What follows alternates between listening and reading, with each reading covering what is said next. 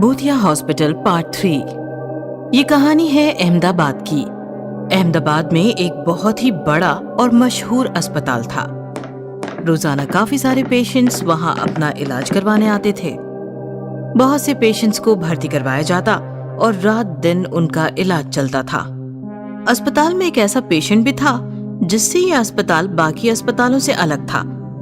इस अस्पताल में 30 साल से कोमा में गया एक पेशेंट डॉक्टर्स की निगरानी में रखा गया था और उस पर इलाज हो रहे थे।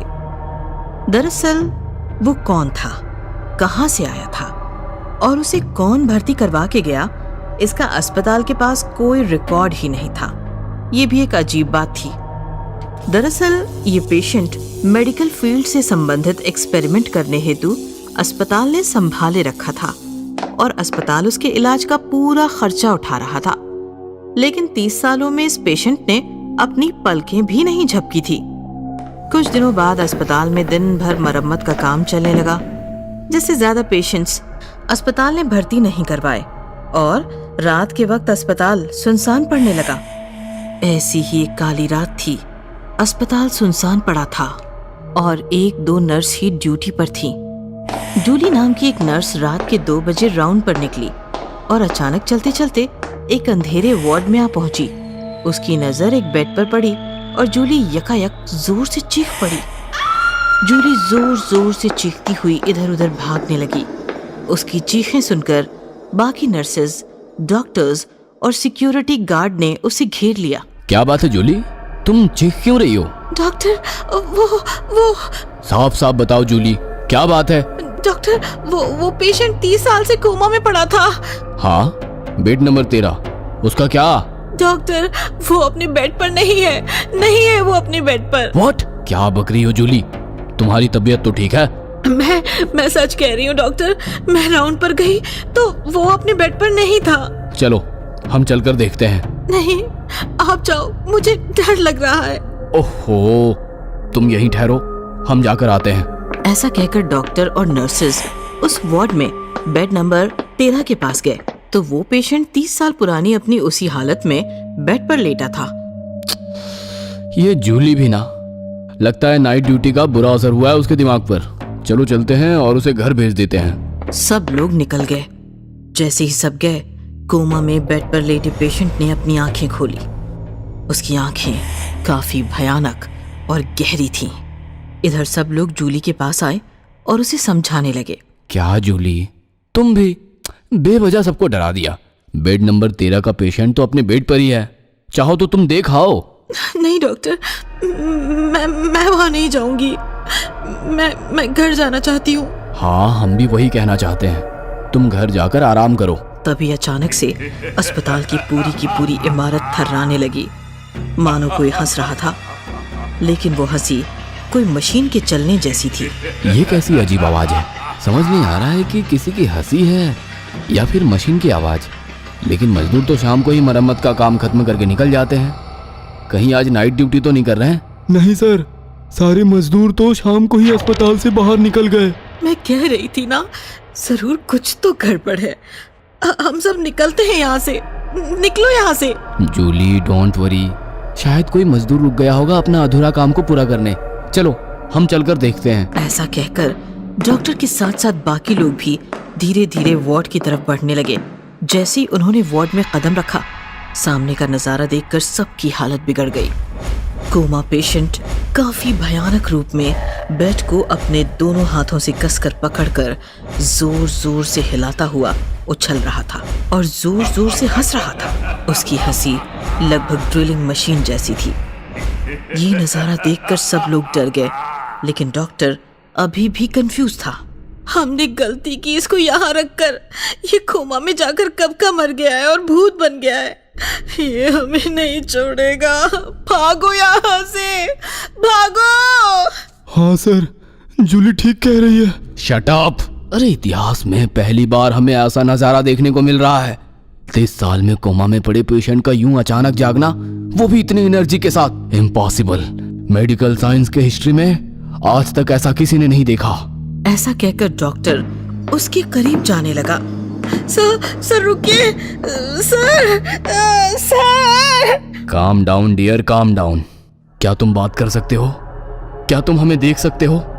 बेड नंबर 13, मैं तुम्हारा डॉक्टर, बात करो मुझसे। ऐसा कहकर डॉक्टर उसके करीब जाने लगा। तभी अचानक उस पेशेंट ने अपनी आंखें डॉक्टर की तरफ घुमाई और डॉक्टर पर जोरदार छलांग मारकर उसे किसी खूंखार जंगली जानवर की तरह फाड़ कर फेंक दिया। भागो, भागो यहाँ से, भागो, भाग जाओ, भागो। डॉक्टर की उस हालत के बाद मानो पूरे अस्पताल में भागम भाग मच गई। सभी लोग अपनी जान मुट्ठी में लेकर इधर उधर भाग रहे थे, बाहर निकलने की कोशिश कर रहे थे, मगर अफसोस अस्पताल के सारे दरवाजे खिड़की बाहर से बंद थे और कोई भी मोबाइल या टेलीफोन काम नहीं कर रहा था। वो खूंखार भूतिया पेशेंट अस्पताल में खुले शेर की तरह घूम रहा था और बाकी सब इधर उधर छिपकर अपनी जान बचाने की कोशिश कर रहे थे। लेकिन सुबह होते होते उस भूत ने अस्पताल में छिपे हुए एक एक को खोज निकाला और बेरहमी से मार दिया। फिर करीब करीब सुबह के 6:30 बजे वो वापस अपने वार्ड में जाकर अपने बेड पर लेट गया और आंख बंद करके फिर से कोमा में चला गया। 8 बजे पुलिस आई और छानबीन शुरू हुई तो पुलिस को कातिल का एक भी सुराग नहीं मिला और पुलिस भी हैरान रह गई। सबको मार दिया उसने, बस उस कोमा पेशेंट को छोड़कर। सर, कातिल के खिलाफ कुछ भी नहीं मिला। बाहर मीडिया खड़ी चिल्ला रही है, क्या कहें उन्हें? किसने की ये सब हत्याएं? देखो, कह दो कोई अज्ञात हत्यारा हत्याएं करके चला गया है, जल्द ही पकड़ा जाएगा। इस प्रकार उस दिन के बाद पुलिस अज्ञात हत्यारे की तलाश में भटकती रही। अस्पताल सील करा दिया गया और बेड नंबर 13 पर लेटा हुआ वो कोमा पेशेंट भी अस्पताल के साथ साथ हमेशा हमेशा के लिए बंद हो गया और उसका राज भी उसी के साथ अस्पताल की 4 दीवारी में कैद हो गया। भूत संहारक दुर्गाष्टमी। शहर में नवरात्रि उत्सव बड़ी ही धूमधाम से मनाया जा रहा था। दुर्गाष्टमी की रात थी, चारों ओर काफी चमक धमक और सबके चेहरों पर रौनक छाई हुई थी। बहुत बड़ा पंडाल सजाया गया था। काफी सारे भक्तगण माँ दुर्गा की आराधना कर रहे थे। त्रिशूलधारी माँ दुर्गा की आरती चल रही थी। नंदिता भी काफी खुश थी। वो काफी सज धज कर आई थी और माँ दुर्गा की उत्साह से आरती कर रही थी। नंदिता की खुशी की एक और वजह थी। आरती खत्म होने के बाद पंडाल में बैठे भक्तगणों के सामने वो और उसकी टीम नाटक खेलने वाले थे, जिसमें नंदिता माँ दुर्गा बनकर महिषासुर का वध करने वाली थी। नंदिता, तुम रेडी रहो। हाँ, हम आधे घंटे में नाटक शुरू करेंगे। माँ दुर्गा का त्रिशूल ले लो और स्टेज पर नृत्य करना। ऑडियंस में हमारा महिषासुर दिखेगा तो भागते हुए उसकी तरफ जाना और युद्ध करना। 5 मिनट बाद उसका वध करना, जैसे प्रैक्टिस में हुआ था, ठीक वैसे ही करना। हाँ, ध्यान रहे किसी को कोई चोट ना पहुंचे। तुम रोल में बहुत ज्यादा घुस जाती हो। Yes sir, don't worry. शहर में ऐसा भक्ति का माहौल था, लेकिन शहर के बाहर एक खंडहर में एक भयानक पिशाच काले काल की आराधना कर रहा था। काले काल प्रकट हो, काले काल प्रकट हो, काले काल प्रकट हो। उसकी पुकार से भयानक काल उसके सामने प्रकट हो गया। बोल, क्यों याद किया काले काल को? शहर में दुर्गा पूजा हो रही है। लोगों के पूजन और आराधना से मैं कमजोर हो रहा हूँ। मैं अपनी शक्तियाँ कैसे प्राप्त करूँ? ये दुर्गा हमेशा ही हमारे रास्ते में आई है, लेकिन इस बार हम उसी के रूपों को मारकर शक्तिशाली बनेंगे, ऐसा काल संकेत है। पूजा में जाओ और कुछ भी करके 9 बच्चियों को पकड़कर उनका खून पियो, जिससे तुम में दुर्गा जितनी ही शक्ति आ जाएगी। बोलो जय हो काले काल की। काले काले काल की सदा ही जय हो। काला साया अमर रहे, दिलों में डर बना रहे। फिर काल गायब हो गया और भयंकर पिशाच काफी भयानक हंसते हुए शहर की तरफ भागने लगा। इधर दुर्गा पूजा खत्म हुई थी। लोग पंडाल में बैठ चुके थे। थोड़ी ही देर में नाटक शुरू होने वाला था। नंदिता माँ दुर्गा का गेटअप लेकर और हाथ में त्रिशूल लेकर काफी एक्साइटेड खड़ी थी। बाहर कुछ लोग और बच्चे घूम रहे थे, खरीदारी कर रहे थे। पंडाल के बाहर एक गुब्बारे वाला खड़ा था। जिसके पास काफी सारे रंगीन और बड़े गुब्बारे थे। दीदी, मुझे भी गुब्बारा चाहिए। मेरे पास पैसे नहीं है। नहीं, मुझे चाहिए, चाहिए मुझे मुझे चाहिए। ठीक है, तुम गुब्बारे वाले के पास जाकर गुब्बारा ले लो। मैं पंडाल में जाकर माँ से पैसे लेकर आती हूँ। ऐसा कहकर दीदी चली गई और छोटी बच्ची गुब्बारे वाले के पास गई। अंकल, मुझे गुब्बारा चाहिए। गुब्बारे जैसी प्यारी प्यारी गबरी, गुब्बारा चाहिए? रुक। गुब्बारे वाले ने इधर उधर देखा और फिर एक गुब्बारा निकालकर बच्ची के हाथ में दे दिया। जैसे ही बच्ची ने गुब्बारा पकड़ा, वो गुब्बारे में कैद हो गई। गुब्बारे वाले ने फौरन गुब्बारा पकड़ लिया और इधर उधर देखते हुए बोला, ये पहला शिकार। थोड़ी देर बाद बच्ची की दीदी गुब्बारे वाले के पास जाकर बोली, मेरी बहन गुब्बारा लेने आई थी, कहाँ गई? कहाँ गई वो? अपनी दीदी को देखकर गुब्बारे में कैद बच्ची अंदर से रोते हुए चिल्लाने लगी, दीदी, दीदी, दीदी, मैं आओ, बचाओ, बचाओ मुझे दीदी। लेकिन उसकी दीदी ना तो उसे सुन सकती थी और ना ही देख सकती थी। तुम्हारी बहन? बताता हूँ, इसे पकड़ो जरा। गुब्बारे वाले ने दीदी के हाथ में एक गुब्बारा दिया। जैसे ही दीदी ने गुब्बारा पकड़ा, वो भी गुब्बारे में कैद हो गई। बचाओ, माँ, माँ बचाओ, माँ, माँ बचाओ। ये दूसरा शिकार। इस प्रकार एक एक करके गुब्बारे वाले ने पूरी 9 लड़कियां गुब्बारे में कैद कर ली। अब यहाँ से निकलता हूँ और खंडहर जाकर इन लड़कियों का खून पीता हूँ। अरे ये क्या? पंडाल में तो कोई लड़की दुर्गा बनकर नाच रही है। नाटक चल रहा है। दुर्गे, असली नाटक तो मैंने खेला है तुम्हारी छोटी छोटी बच्चियों के साथ, और तुम्हारे मूर्ख भक्त, इनका अलग ही नाटक चल रहा है। जरा मैं भी तो देखूं क्या नाटक करती है ये लड़की। नंदिता स्टेज पर माँ दुर्गा के आवेश में नाच रही थी। भाविक हाथ जोड़कर खड़े थे। बाहर गुब्बारे वाला बनकर खड़ा पिशाच हंस रहा था। गुब्बारे के अंदर कैद लड़कियां चीख रही थी, चिल्ला रही थी, लेकिन उनकी चीख पुकार कोई नहीं सुन पा रहा था, क्योंकि वो पिशाच के माया में फंसी थी। तभी महिषासुर बना अभिनेता पंडाल के बाहर खड़ा हुआ।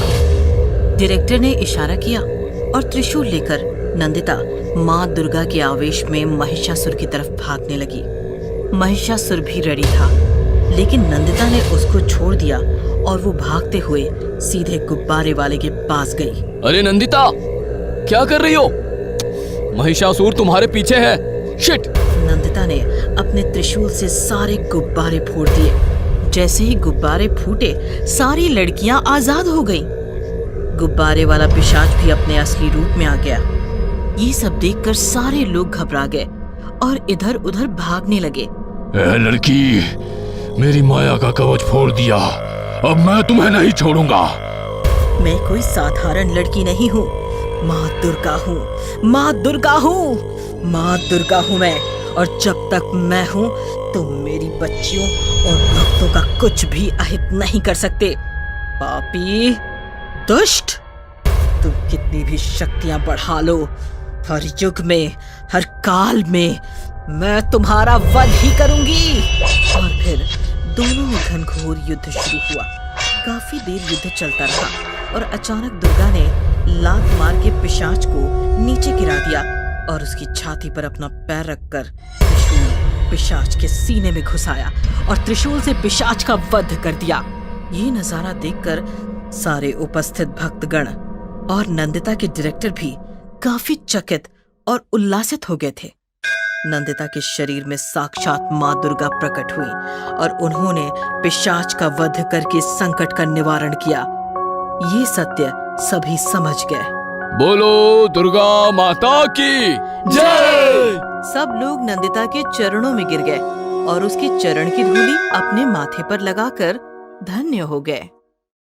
लोनावला एक ऐसी जगह है जहां मुंबई की भीड़ से छूटकर चैन की सांस ली जा सकती है।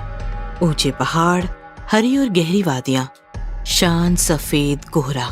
हर साल कई लोगों को अपने पास बुलाता है लोनावला।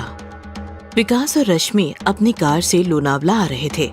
सड़क सुनसान थी और कार कोहरा काटती हुई मानो लोनावला को चूमने आ रही थी।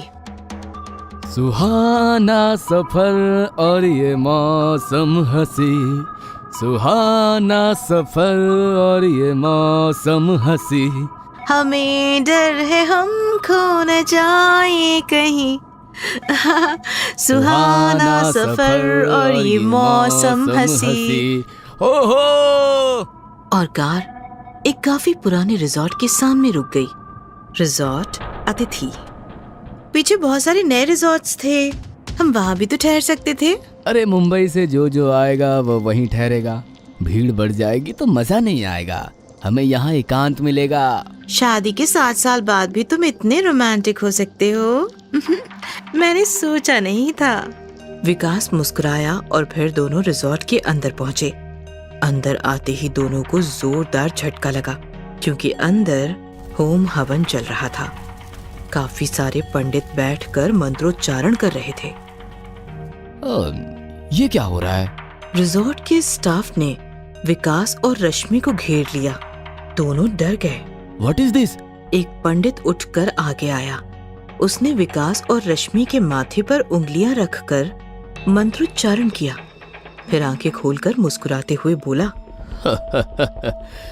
अतिथि में आपका स्वागत है। विकास कुछ पूछने ही वाला था कि तभी मैनेजर बोला, अरे खड़े खड़े क्या देख रहे हो? सर और मैडम को उनके कमरे में ले जाओ। स्टाफ के एक आदमी ने दोनों का सामान उठा लिया। विकास और रश्मि बिना कुछ बोले उसके पीछे निकल गए। पंडित जी, ये दोनों यहाँ तक कैसे पहुँचे? शायद ये मुंबई से ना हो, लेकिन इनकी कार की पासिंग तो मुंबई की ही है। अगर ऐसा है तो फिर मुझे भी समझ नहीं आ रहा ये दोनों यहाँ तक कैसे पहुँचे।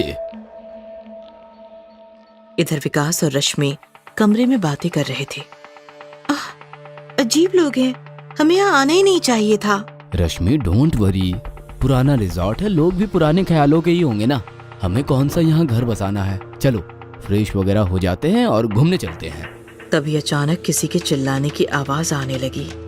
विकास और रश्मि खिड़की से बाहर देखने लगे। बाहर काफी सारी भीड़ गेट के बाहर खड़ी चीख रही थी। गेट बंद था और रिजॉर्ट का स्टाफ उस भीड़ को रोक रहा था। भागो यहाँ से, तुम लोग मरे हुए हो, भागो।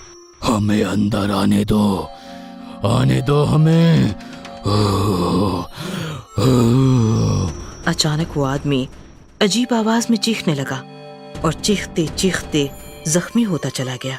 उसका पूरा बदन फूटने लगा और उसके साथ साथ पूरी भीड़ के शरीर से भी खून टपकने लगा। ओम त्र्यंबकम यजामहे सुगंधिम पुष्टिवर्धनम। ओम। भीड़ भयानक तरीके से चीखने लगी।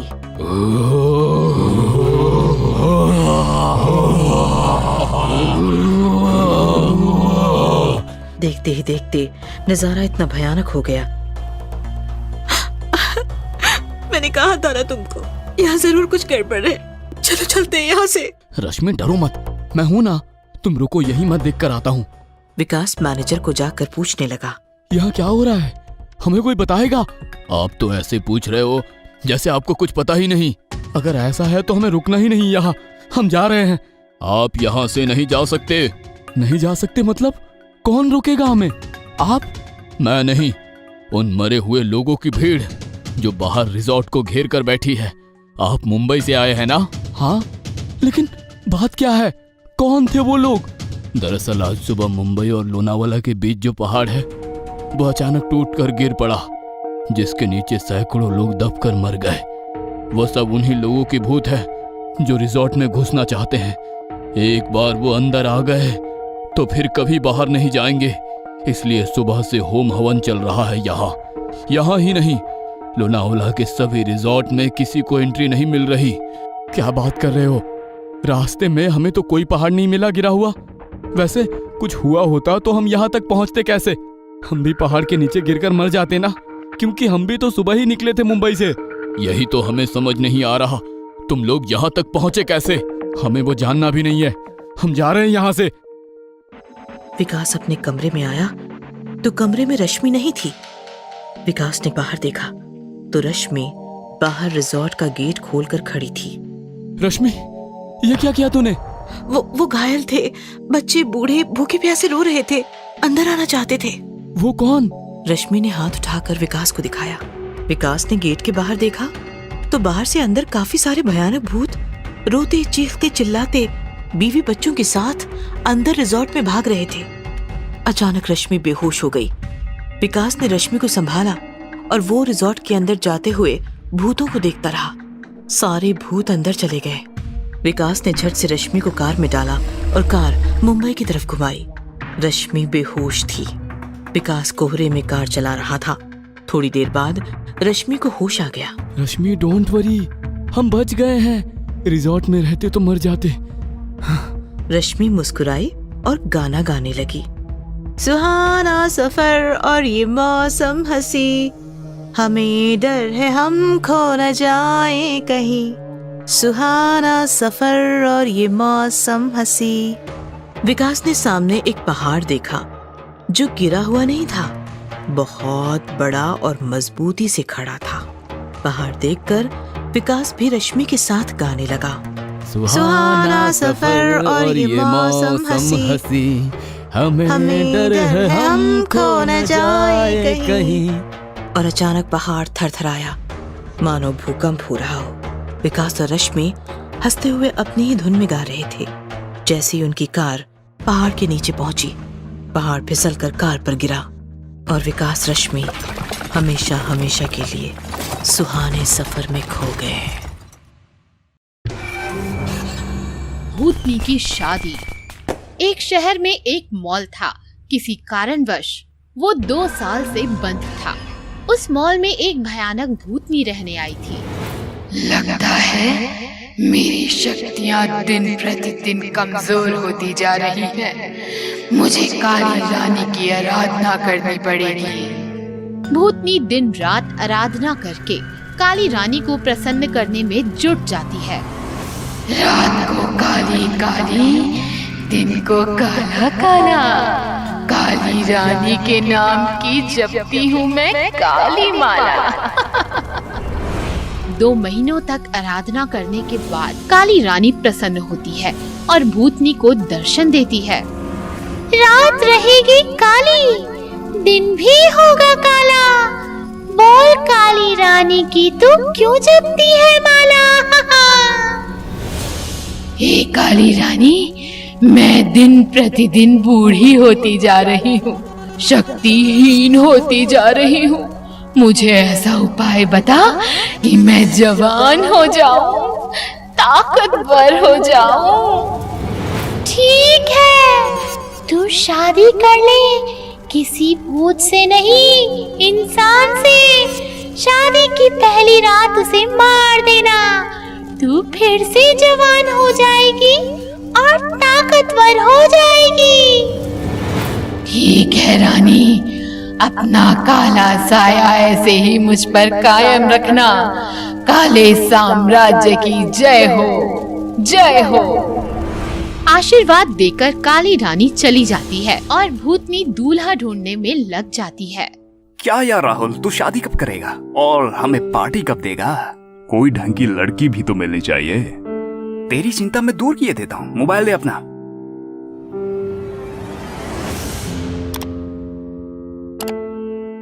ये ले, मैंने इसमें एक डेटिंग ऐप डाल दिया है और तेरी प्रोफाइल भी बनवा दी है। देखना, लड़कियों की लाइन लग जाएगी। अरे यार, ये देख, कोई ईशा नाम की लड़की है, उसका मैसेज आया है और उसने मुझे डेट पर भी बुलाया है। कहाँ बुलाया है? City mall. अरे भाई, फिर तो तुझे बहुत प्राइवेसी मिलेगी वहाँ।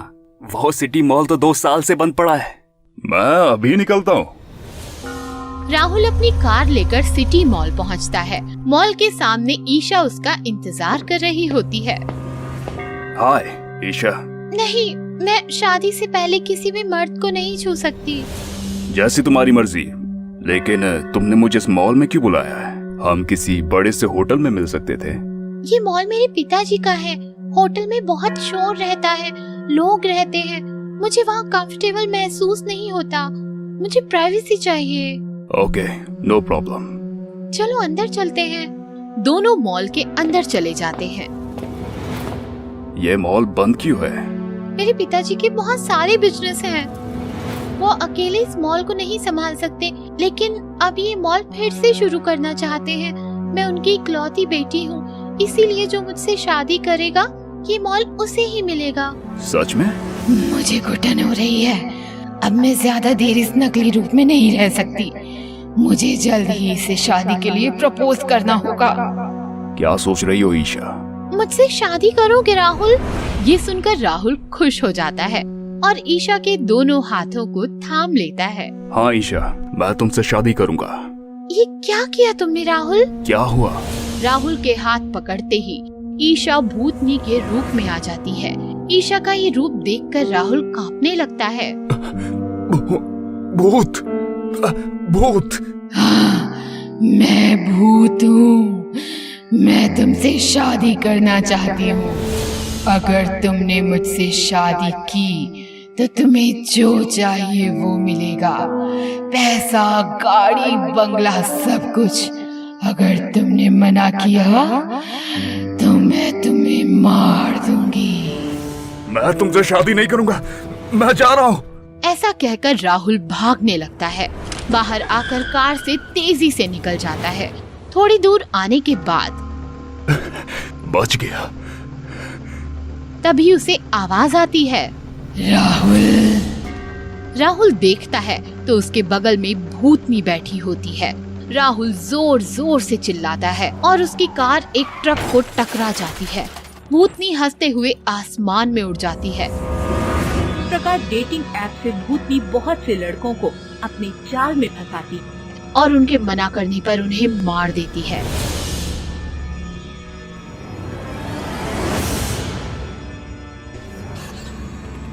एक दिन सुशांत नाम का लड़का भूतनी से मिलने आता है। भूतनी रूप बदलकर उसे मिलती है। हाय ईशा।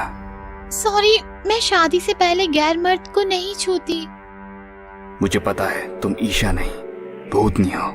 ईशा अपने असली रूप में आ जाती है। फिर भी तुम मुझसे डरे नहीं? नहीं, क्योंकि मैं तुमसे शादी करना चाहता हूँ। लेकिन क्यों? मेरी कुंडली में दोष है। जो लड़की मुझसे शादी करेगी वो उसी दिन मर जाएगी, इसलिए कोई भी लड़की मुझसे शादी करने में डरती है। तो तुम मुझे बलि का बकरा बनाना चाहते हो? ऐसा नहीं, शादी से पहले पंडित जी एक यज्ञ करेंगे जिसके बाद तुम्हें कोई खतरा नहीं होगा, फिर हम शादी कर सकते हैं। फिर तुमने ये बात उन लड़कियों को क्यों नहीं बताई? मैंने बताया, लेकिन किसी ने मेरा भरोसा नहीं किया। और वैसे भी उनसे शादी करके मुझे क्या मिलेगा? तुमसे शादी करूंगा तो मुझे बंगला, गाड़ी, पैसा सब कुछ मिलेगा। लगता है बड़ा लालची है, ये मेरे जाल में फंस जाएगा। ठीक है, तो फिर हम आज रात को ही शादी करेंगे। तुम पंडित को लेकर आ जाना। रात होती है। मॉल में शादी की सारी तैयारियां हो जाती हैं। पंडित बड़ा सा यज्ञ करता है। यज्ञ संपन्न हुआ। अभी यह जल कन्या को प्राशन करवा दीजिए, जिससे कन्या संकट मुक्त हो जाएगी। ये लो, पियो इसे। इसे पीने से सारा खतरा टल जाएगा और फिर हम शादी करके नया जीवन आरंभ करेंगे। बेवकूफ कहीं का, इसे पता नहीं शादी के बाद तो इसका जीवन समाप्त हो जाएगा। भूतनी वो जल पी लेती है। जल पीने के बाद वो जलने लगती है। ये क्या? मैं जल रही हूँ, मैं जल रही हूँ। मुझे धोखा धोखा धोखा। धोखा तो तुमने मेरे भाई को दिया था। कौन हो तुम? मैं उसी राहुल का भाई हूँ जिसे तुमने धोखे से मारा था। मैं उन सारे लड़कों का बदला लेने आया हूँ जिन्हें तुमने बस अपने स्वार्थ के लिए मार डाला। बचाओ बचाओ, मुझे बचाओ, मुझे बचाओ। इस तरह सुशांत की होशियारी की वजह से भूतनी के सारे काले इरादे नाकाम हो जाते हैं। भूतनी जल के मर जाती है और शहर से खतरा टल जाता है। भूतनी की शादी। एक शहर में एक मॉल था। किसी कारणवश वो 2 साल से बंद था। उस मॉल में एक भयानक भूतनी रहने आई थी। लगता है मेरी शक्तियाँ दिन प्रतिदिन कमजोर होती जा रही हैं। मुझे काली रानी की आराधना करनी पड़ेगी। भूतनी दिन रात आराधना करके काली रानी को प्रसन्न करने में जुट जाती है। रात को काली काली, दिन को काला काला, काली रानी के नाम की जपती हूँ मैं काली माला। 2 महीनों तक आराधना करने के बाद काली रानी प्रसन्न होती है और भूतनी को दर्शन देती है। रात रहेगी काली, दिन भी होगा काला। बोल काली रानी की तू क्यों जपती है माला? हे काली रानी, मैं दिन प्रतिदिन बूढ़ी होती जा रही हूँ, शक्तिहीन होती जा रही हूँ। मुझे ऐसा उपाय बता कि मैं जवान हो जाऊं, ताकतवर हो जाऊं। ठीक है, तू शादी कर ले, किसी भूत से नहीं, इंसान से। शादी की पहली रात उसे मार देना, तू फिर से जवान हो जाएगी और ताकतवर हो जाएगी। ठीक है रानी, अपना काला साया ऐसे ही मुझ पर कायम रखना।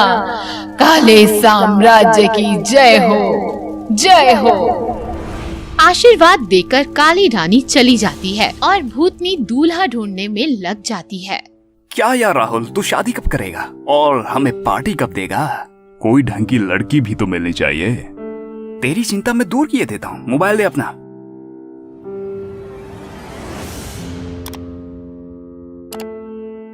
ये ले, मैंने इसमें एक डेटिंग ऐप डाल दिया है और तेरी प्रोफाइल भी बनवा दी है। देखना, लड़कियों की लाइन लग जाएगी। अरे यार, ये देख, कोई ईशा नाम की लड़की है, उसका मैसेज आया है और उसने मुझे डेट पर भी बुलाया है। कहाँ बुलाया है? City mall. अरे भाई, फिर तो तुझे बहुत प्राइवेसी मिलेगी वहाँ। वो सिटी मॉल तो 2 साल से बंद पड़ा है। मैं अभी निकलता हूँ। राहुल अपनी कार लेकर सिटी मॉल पहुंचता है। मॉल के सामने ईशा उसका इंतजार कर रही होती है। हाय ईशा। नहीं, मैं शादी से पहले किसी भी मर्द को नहीं छू सकती। जैसी तुम्हारी मर्जी, लेकिन तुमने मुझे इस मॉल में क्यों बुलाया है? हम किसी बड़े से होटल में मिल सकते थे। ये मॉल मेरे पिताजी का है। होटल में बहुत शोर रहता है, लोग रहते हैं, मुझे वहाँ कंफर्टेबल महसूस नहीं होता। मुझे प्राइवेसी चाहिए। Okay, no problem. चलो अंदर चलते हैं। दोनों मॉल के अंदर चले जाते हैं। ये मॉल बंद क्यों है? मेरे पिताजी के बहुत सारे बिजनेस हैं। वो अकेले इस मॉल को नहीं संभाल सकते, लेकिन अब ये मॉल फिर से शुरू करना चाहते हैं। मैं उनकी इकलौती बेटी हूँ, इसीलिए जो मुझसे शादी करेगा ये मॉल उसे ही मिलेगा। सच में? मुझे घुटन हो रही है। अब मैं ज्यादा देर इस नकली रूप में नहीं रह सकती। मुझे जल्द ही इसे शादी के लिए प्रपोज करना होगा। क्या सोच रही हो ईशा? मुझसे शादी करोगे राहुल? ये सुनकर राहुल खुश हो जाता है और ईशा के दोनों हाथों को थाम लेता है। हाँ ईशा, मैं तुमसे शादी करूंगा। ये क्या किया तुमने राहुल? क्या हुआ? राहुल के हाथ पकड़ते ही ईशा भूतनी के रूप में आ जाती है। ईशा का ये रूप देखकर राहुल कांपने लगता है।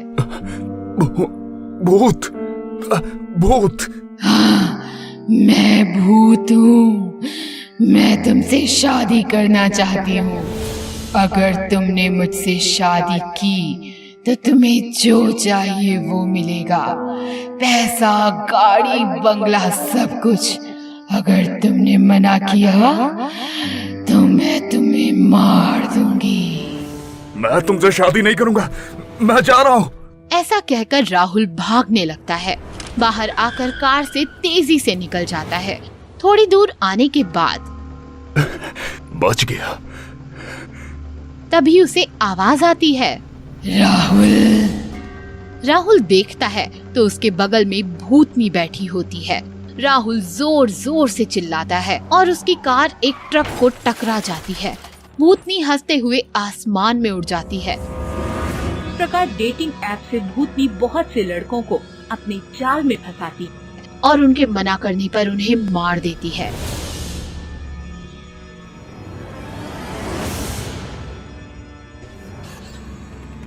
एक दिन सुशांत नाम का लड़का भूतनी से मिलने आता है। भूतनी रूप बदलकर उसे मिलती है।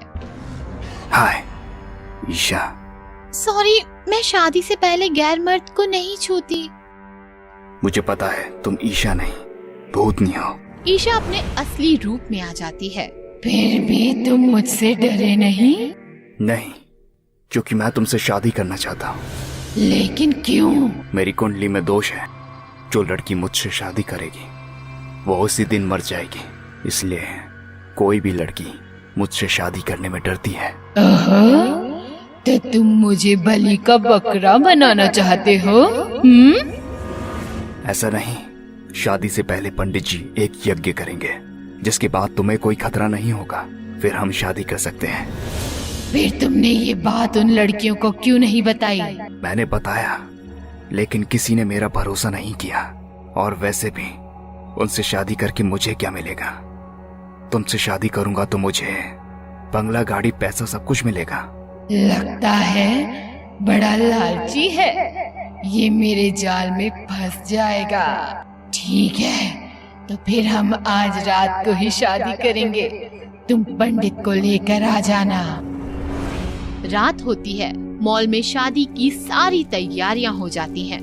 पंडित बड़ा सा यज्ञ करता है। यज्ञ संपन्न हुआ। अभी यह जल कन्या को प्राशन करवा दीजिए, जिससे कन्या संकट मुक्त हो जाएगी। ये लो, पियो इसे। इसे पीने से सारा खतरा टल जाएगा और फिर हम शादी करके नया जीवन आरंभ करेंगे। बेवकूफ कहीं का, इसे पता नहीं शादी के बाद तो इसका जीवन समाप्त हो जाएगा। भूतनी वो जल पी लेती है। जल पीने के बाद वो जलने लगती है। ये क्या? मैं जल रही हूँ, मैं जल रही हूँ। मुझे धोखा धोखा तो तुमने मेरे भाई को दिया था। कौन हो तुम? मैं उसी राहुल का भाई हूँ जिसे तुमने धोखे से मारा था। मैं उन सारे लड़कों का बदला लेने आया हूँ जिन्हें तुमने बस अपने स्वार्थ के लिए मार डाला। बचाओ, मुझे बचाओ। इस तरह सुशांत की होशियारी की वजह से भूतनी के सारे काले इरादे नाकाम हो जाते हैं। भूतनी जल के मर जाती है और शहर से खतरा टल जाता है। रेनू आंटी। कहानी है दिल्ली के मुखर्जी नगर की। मुखर्जी नगर में थी वृंदावन सोसाइटी में काफी सारे मिडिल क्लास लोग और उनके बच्चे मजे में रहते थे। अपने परिवार के साथ रहता था 24 साल का एक युवक प्रेम मन और तन से काफी सुंदर नौजवान था। इसीलिए सोसाइटी की सारी नौजवान लड़कियां उस पे मरती थीं। चाची के पास आलू पनीर की सब्जी छोड़कर गई थी, कैसी लगी? मुझे आलू पनीर नहीं पसंद। तो आज शाम को चाइनीज खाने चले? मुझे चाइनीज भी नहीं पसंद। प्रेम भैया चलो, सब आ गए हैं। हाँ चलो। पागल कहीं का, इतना बड़ा हो गया है फिर भी बच्चों में खेलता है। एक दिन प्रेम अपने छोटे दोस्तों के साथ क्रिकेट खेल रहा था। प्रेम भैया इस बार सिक्सर चाहिए। हाँ गोलू, मेरा फोकस ब्रेक मत कर। बाप रे, अब बॉल कौन लाएगा? मैंने मारा है तो मैं ही लाऊंगा। ऐसा कहकर प्रेम बॉल लाने के लिए निकल गया और सारे बच्चे डर से बिल्कुल ठंडे पड़ गए, क्योंकि बॉल रीनू आंटी के घर में गई थी। रीनू ने बॉल प्रेम की तरफ बढ़ाया। प्रेम ने बॉल को पकड़ा, लेकिन रीनू ने बॉल छोड़ा ही नहीं। उसने प्रेम का हाथ पकड़ लिया। आंटी क्या कर रही हो? प्रेम, रीनू वृंदावन सोसाइटी की अकेली औरत थी जो अकेली रहती थी। लोगों का कहना था कि वो जादू टोना करती थी। ओम ह्रीम ह्रीम पशुपटक स्वाहा, ओम ह्रीम ह्रीम पशुपटक स्वाहा। ऐसा नहीं था कि रीनू का पति नहीं था। कुछ सालों पहले रीनू का पति मनीष ही उसे सोसाइटी में लाया था, लेकिन 6 महीने बाद वो घर से चला गया और फिर रीनू के पास वापस कभी नहीं लौटा। रीनू दिन रात घर में जादू टोना करती थी। लोगों को उससे शिकायतें तो बहुत थी, लेकिन फिर मैं कहता हूँ छोड़ो उसे, करने दो उसे जो करना है, हमें कोई तकलीफ तो नहीं पहुँचा रही है ना। साफ साफ बात तो ये थी कि सोसाइटी के लोग रेणु से डरते थे। गर्मियों की छुट्टियों में प्रेम अपने परिवार से विदा लेकर पुणे में एक कोर्स कंप्लीट करने निकल गया। अच्छा मम्मी, मैं चलता हूँ। बेटा, ख्याल रखना अपना। प्रेम के जाने से सोसाइटी के दो लोग अंदर से बहुत दुखी थे। एक थी शुक्ला जी की शालू और दूसरी थी रेणु आंटी। प्रेम प्रेम प्रेम। कुछ दिन बीत गए। शालू शादी होकर ससुराल चली गई और रेणु आंटी कहाँ चली गई, किसी को कोई खबर नहीं थी। अरे यार, बॉल वापस उसी घर में चली गई। अरे डरने की क्या बात है, चलो सब मिलकर ढूंढते हैं। घर पूरा खाली है, हमें हमारी सारी बॉल्स मिल जाएंगी। एक दिन प्रेम फिर से हमेशा के लिए वृंदावन सोसाइटी वापस चला आया। बरसात का मौसम था, सारे बच्चे स्कूल में थे। सोसाइटी काफी सुनसान थी। लगता है चिल्लर पार्टी अब बिजी हो गई है। प्रेम ऐसे सोचते हुए अपने घर की तरफ बढ़ रहा था और प्रेम को खिड़की से कोई देख रहा था। जी हाँ, वो शालू नहीं थी, वो थी रेणु आंटी। प्रेम आ गया, अब मुझे मेरा प्रेम मिल जाएगा। इस बार मैं अपने प्रेम को पाकर रहूंगी। रात का खाना खाकर प्रेम अपनी बेडरूम में सो गया था। गहरी नींद में था काफी। उसने करवट बदली और किसी ने उसका माथा चूम लिया। दूसरे दिन सुबह हो गई। सारी सोसाइटी जाग गई थी, लेकिन प्रेम अभी भी बिस्तर में था। डॉक्टर उसका इलाज कर रहे थे। मुझे समझ नहीं आ रहा, इतना हल्का बुखार होने के बावजूद भी शरीर इतना कमजोर कैसे हो सकता है। अभी कुछ मेडिसिन दे देता हूँ, असर नहीं दिखा तो एडमिट कर देना। तू भूखी है ना? मैं भी भूखी हूँ, हम दोनों भूखी हैं। आज रात मेरी भूख तो मिट जाएगी। तू देख ले, तुम्हें अपनी भूख का क्या करना है।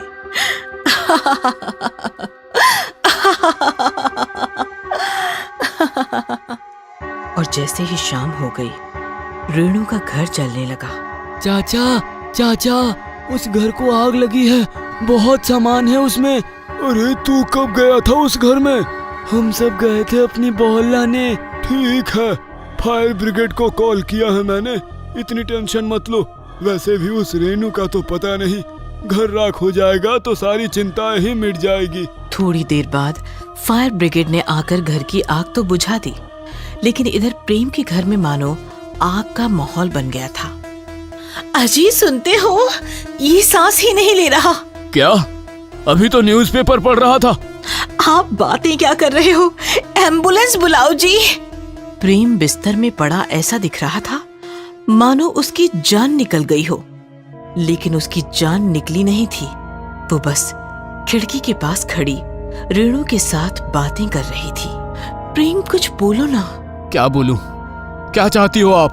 क्यों बांध रखा है आपने मुझे? मैंने तुम्हें बांध रखा है क्योंकि मैं तुम्हें चाहती हूँ। लेकिन मैं आपको नहीं चाहता। बस एक रात चलो मेरे साथ।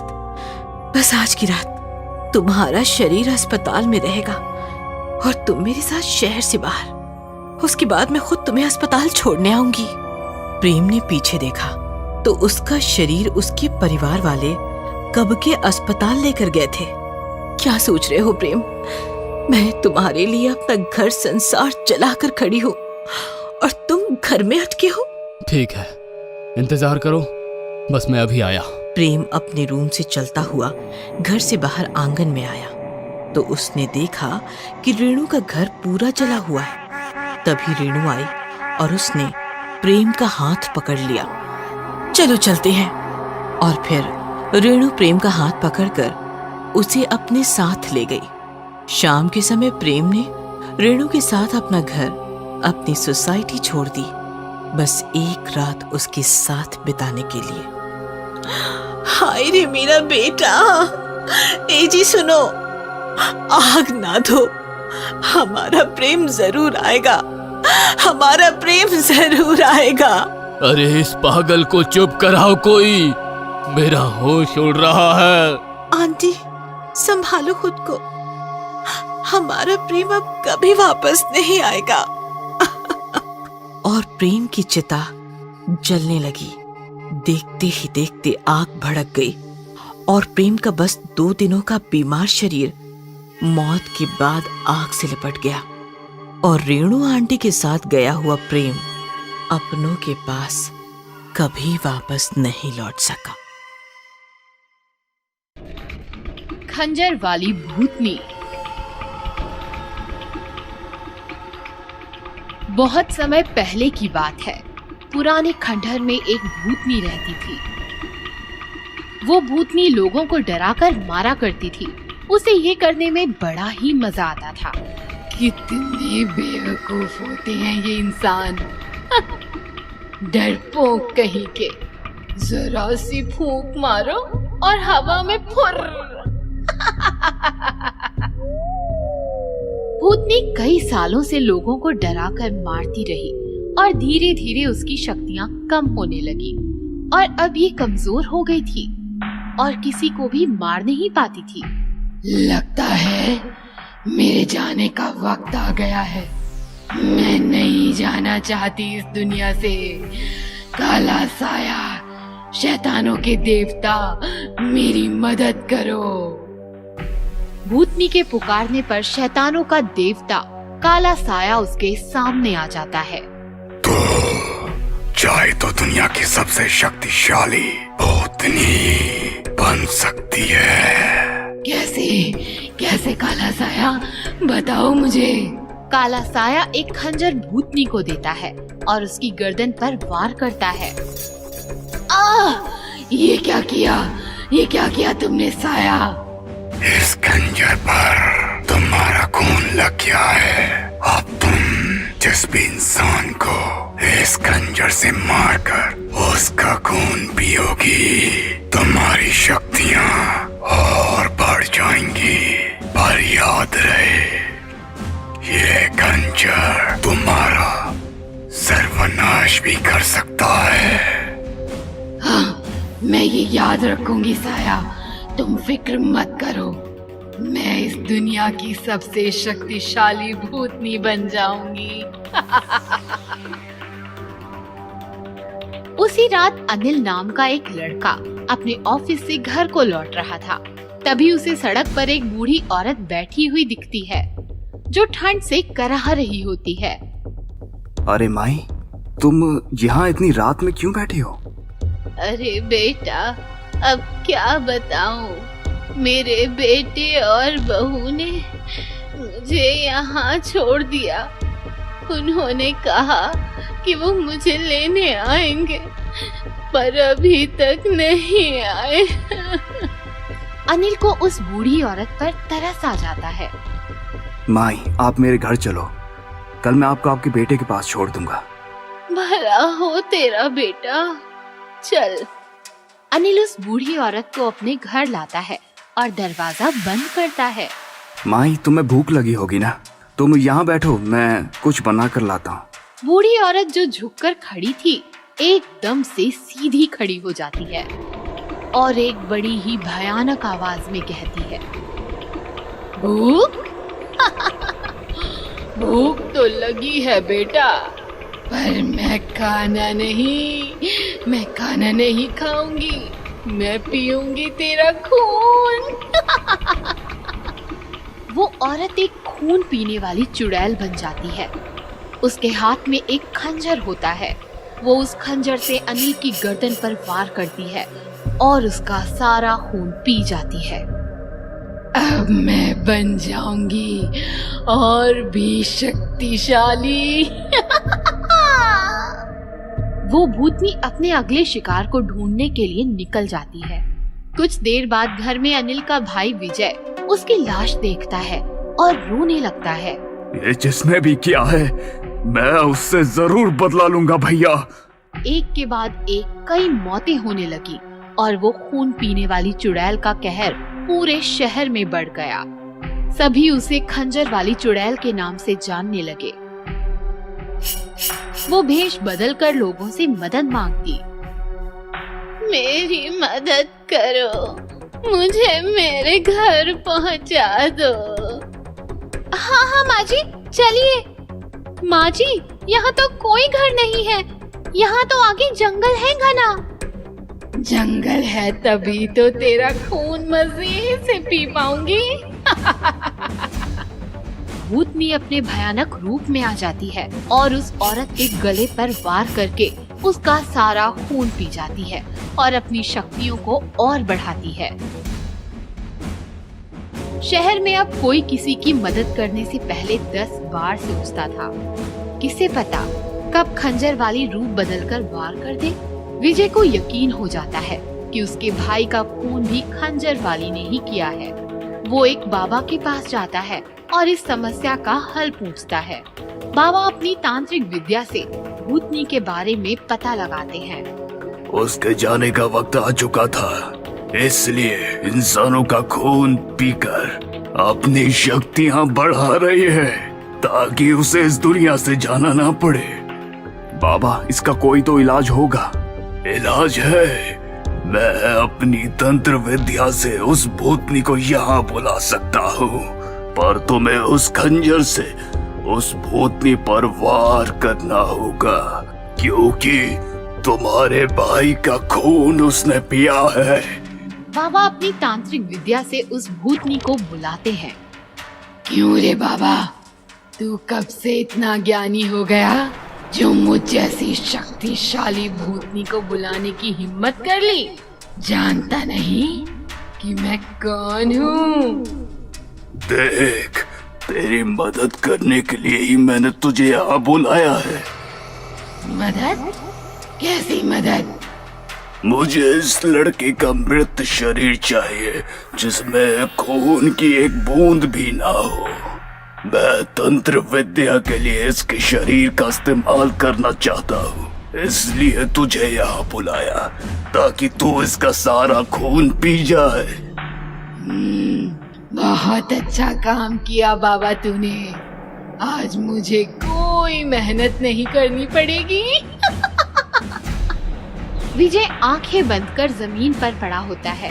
भूतनी उसके पास आकर उसका खून पीने के लिए जैसे ही खंजर उठाती है, बाबा मंत्र पढ़कर राख उसके चेहरे पर फेंकता है। बाबा, ये क्या किया तूने? बच्चे, ये क्या किया तूने? विजय भूतनी से खंजर छीनकर उसके गले पर वार करता है और भूतनी के शरीर से जितने भी लोगों का खून पिया था सब बहने लगता है और वो भस्म हो जाती है। इसी तरह विजय बाबा के साथ मिलकर अपने भाई की मौत का बदला ले लेता है। बोरवेल वाला भूत। कहानी है पुणे की। रश्मि और निखिल पति पत्नी थे। सॉफ्टवेयर कंपनी में जॉब करते थे और शहर से बाहर किराए के फ्लैट में रहते थे।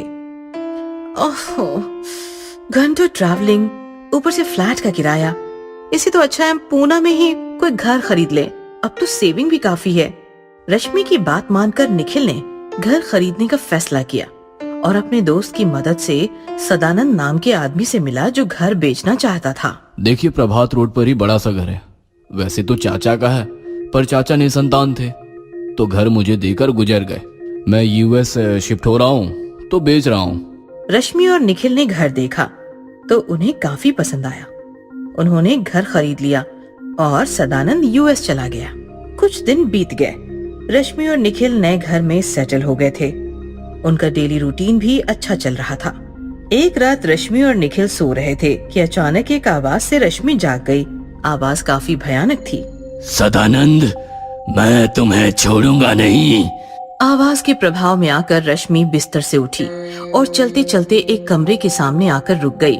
कमरे का ताला अपने आप टूट गया, दरवाजा भी अपने आप खुल गया और रश्मि कमरे में आई। कमरे के बीच में बड़ा सा बोरवेल था जिसमें से अजीब आवाजें आ रही थी। अचानक रश्मि की पीठ पर किसी ने हाथ रखा। रश्मि ने पीछे देखा तो निखिल खड़ा था। रश्मि, यहाँ क्या कर रही हो? निखिल का ध्यान बोरवेल पर जाते ही वो चौंक गया। सदानंद ने हमें बताया क्यों नहीं किस कमरे में बोरवेल है? हमने भी ये कमरा कभी ठीक से नहीं देखा। रश्मि नॉर्मल होकर बात करने लगी। बोरवेल है तो अच्छी बात है, पानी की झंझट ही खत्म हो गई फिर तो। दूसरे दिन रश्मि निखिल के साथ जॉब पर तो गई, पर उसका रवैया ही बदल चुका था। लंच ब्रेक में किसी को बताए बिना वो चुपचाप घर लौट आई और बोरवेल के सामने आकर खड़ी हो गई। मुझे बाहर निकालो। रश्मि ने बोरवेल का स्विच ऑन किया और गार्डन में आकर बोरवेल का पानी पेड़ पौधों को देने लगी। पानी से सारे कॉलोनी में दुर्गंध फैल गई। लोग नाक मुंह बंद करके घरों से बाहर निकले तो दुर्गंध बढ़ गई। लोगों ने नोटिस किया कि रश्मि दुर्गंध वाले पानी से गार्डन भिगो रही है। लोग चिल्लाते हुए रश्मि की तरफ भागे। अरे ये पानी सड़ चुका है, रुक जाओ। लोगों की बात सुनकर रश्मि जोर जोर से हंसने लगी और पानी की धार से उसने लोगों को भिगोना शुरू किया। दुर्गंध वाला पानी शरीर पर गिरते ही लोग भाग गए। शाम होते ही निखिल घर आया तो उसने देखा गार्डन के सारे पेड़ पौधे सूख चुके थे। निखिल गुस्सा हो गया और अंदर किचन में आया तो रश्मि खाना बना रही थी। क्या जरूरत थी कॉलोनी के लोगों के साथ बदतमीजी करने की? पागल कह रहे हैं तुम्हें? क्या जरूरत थी बोरवेल शुरू करने की? खाना बन गया है, मुंह हाथ धो लो। रश्मि की आवाज अजीब थी, मानो कोई पुरुष बात कर रहा हो। क्या हो गया है रश्मि? दोपहर में ऑफिस से भाग कर आ गई। मेरी तबीयत ठीक नहीं थी। क्या हो गया है तुम्हारी तबीयत को? क्यों ऐसे बिहेव कर रही हो? गहरी रात हो चुकी थी। निखिल सो रहा था। अचानक एक भयानक आवाज से उसकी नींद खुली। सदानंद, मैं आ गया हूँ। निखिल डर गया। उसने देखा तो बिस्तर पर रश्मि नहीं थी। अचानक उसकी नजर सीलिंग पर पड़ी तो उसकी आंखें फटी की फटी रह गई। रश्मि ऊपर लटकी हुई भयानक भूत बन चुकी थी। जोर जोर से चिल्ला रही थी।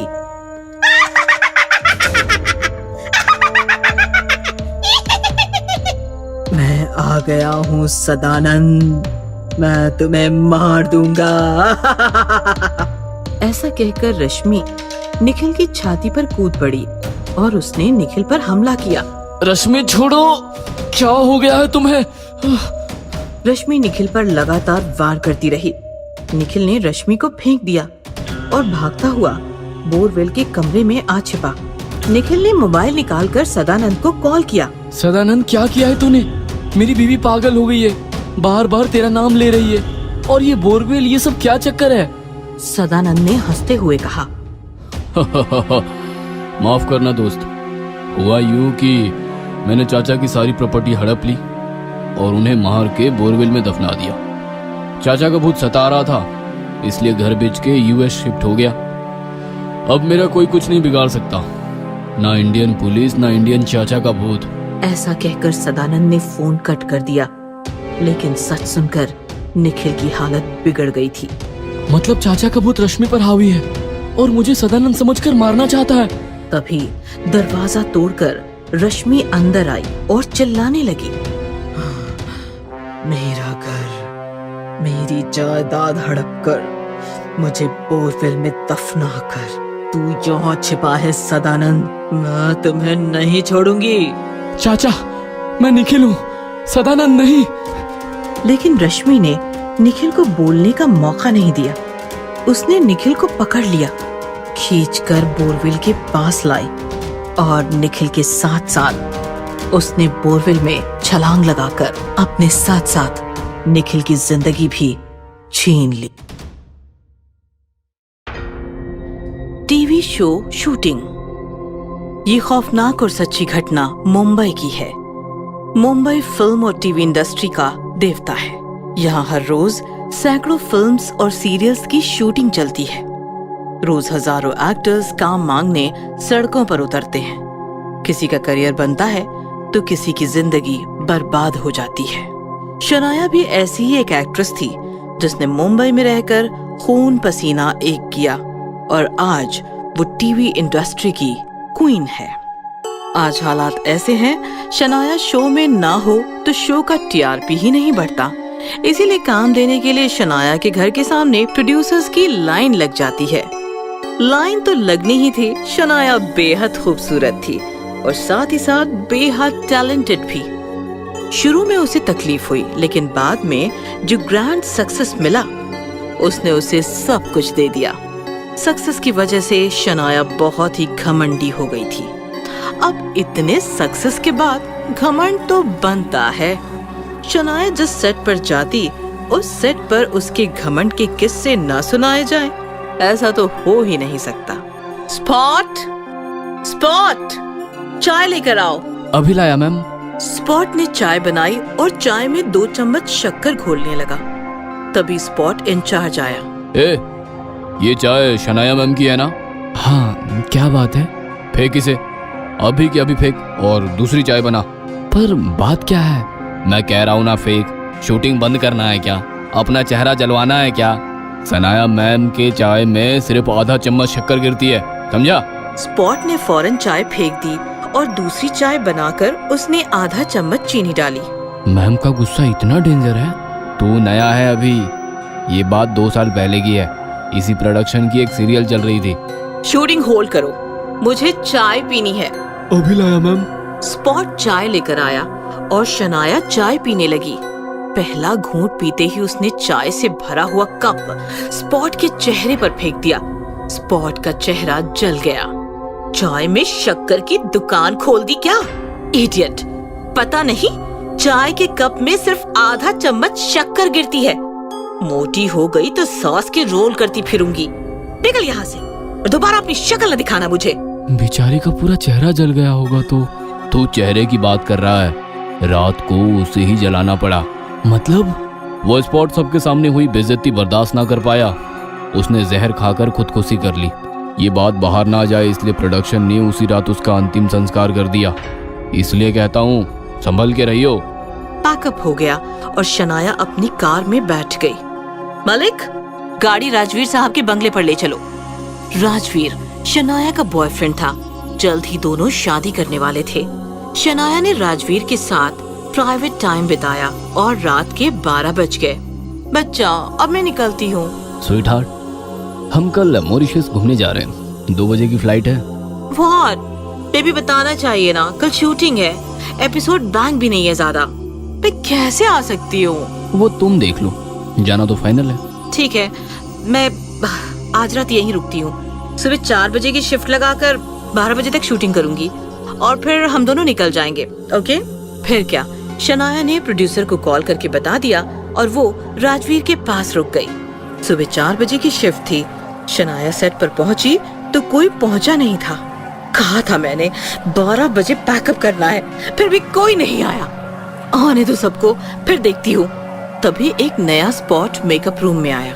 मैम, आपके लिए कुछ लाऊं? नए ज्वाइन हुए हो? हाँ, नाम है बिरजू। कोठारी सर ने बताया 4 बजे की शिफ्ट है तो मैं 3 बजे ही पहुंच गया था। ठीक है, चाय लेकर आओ। बिरजू निकल गया और थोड़ी देर बाद चाय लेकर आया। जैसे ही शनाया ने पहला घूंट पिया, चाय बेहद मीठी थी।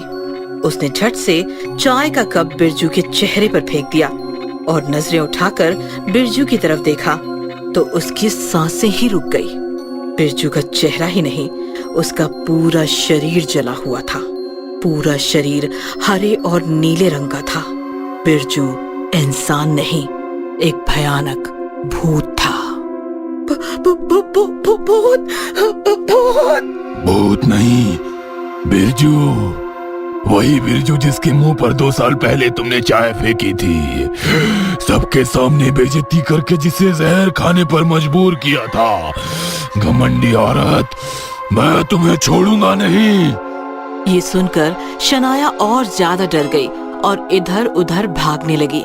दरवाजा पीटने लगी, लेकिन दरवाजा तो बाहर से बंद था। बचाओ, बचाओ, हेल्प, कोई है, प्लीज हेल्प। कोई नहीं है। सबको आने में कम से कम आधा घंटा लगेगा। तब तक मैं तुम्हें निपटा दूंगा। ये सुनकर शनाया बिरजू के सामने गिड़गिड़ाने लगी। प्लीज प्लीज मुझे छोड़ दो। मैं अपनी गलती मानती हूँ। तुम जो कहोगे वो मैं करने के लिए तैयार हूँ, पर प्लीज मुझे छोड़ दो, मुझे जाने दो। अगर ऐसा है तो मुझे मेरा वो शरीर लौटा दे जो तुम लोगों ने सुनसान रात में जलाया था। मेरी जान मुझे वापस लौटा दे। ये इम्पॉसिबल है, तुम कुछ और मांगो। अगर ऐसा है तो मुझे और कुछ नहीं चाहिए, मुझे बस तुम्हारी जान चाहिए। ऐसा कहकर बिरजू ने झट से शनाया की गर्दन दबोच ली और जहर की बोतल निकाली। बोतल देखकर शनाया डर गई और छटपटाने लगी, लेकिन बिरजू के सामने उसका बस नहीं चला। बिरजू ने उसका मुंह खोलकर बोतल उसके मुंह में उल्टी कर दी। थोड़ी देर बाद पूरा का पूरा जहर शनाया के पेट में चला गया और वो तड़प तड़प कर मर गई। आधे घंटे बाद सेट पर बाकी लोग आने लगे। डायरेक्टर स्क्रिप्ट समझाने जैसे ही शनाया के रूम में गया, शनाया की लाश जहर से हरी नीली होकर पड़ी थी। लाश देखकर डायरेक्टर के होश उड़ गए। वो काफी देर वहीं खड़ा रहा और फिर बोला, उस बिरजू स्पॉट वाले को जब हमने जलाया था, उसका बॉडी भी ऐसे ही हरा और नीला हो गया था। अब मैडम का बॉडी भी ठीक वैसे ही, मतलब। तभी बिरजू के भूत ने पीछे से आकर डायरेक्टर का गला दबाया। मतलब बिरजू इज बैक। अब बिरजू किसी को नहीं छोड़ेगा। हाँ, जो बिरजू को शमशान पहुंचाया, बिरजू उन सबको मारेगा।